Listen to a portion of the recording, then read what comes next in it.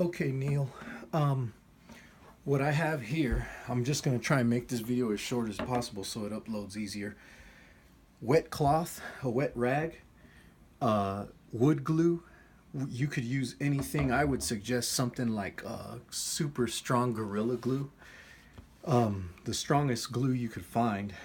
Um, on this drum head, what I have is it's a different type of drum head than what you've got, so I had to lift it with a chisel.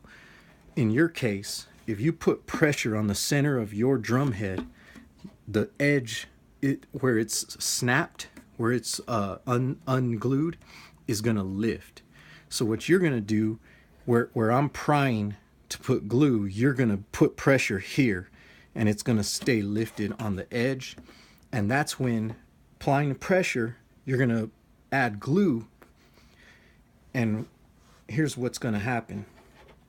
Like I say, I'm using the chisel to lift the edge, but what you're gonna do is apply pressure and then add glue, and there's your glue going in there. You don't want to lift yours too high, because then you're gonna if you put too much pressure on yours, then you risk lifting another corner, and that's that center. That's what lifts these drum heads. So be mindful maybe of how heavy-handed you are on that bass. I know it's fun to hit that bass notes, those bass tones.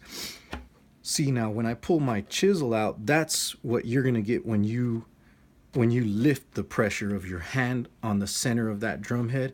And then with my finger, what I'm doing is I'm scooping that stuff in there. You're gonna have to do this with pressure. I've done it with putting a sledgehammer head on it gently so you don't scratch it. And then once you got all that, when you lift the pressure, wood glue is going to squeeze out, hopefully. If not, then we don't have enough pressure on it at all. But then you just wipe that with your wet cloth, and then what you want to do is get some kind of a platform, maybe a cutting block. Put that on there, and then put some weight on, because you probably don't have a 20, 25, 26-inch wood clamp. If you do, that would be perfect. Just put some pressure on the edge, put a cloth so you don't scratch it. But otherwise, say like a cutting board and 25-pound plate, if you have any weights, or water jugs if you have that, water gallon or something. Something heavy that'll, when you put a weight on, you want to see some glue squeezing out, and then just a tiny bit, not a ton, but if you see it wanting to come out, you have enough weight and you've got enough glue.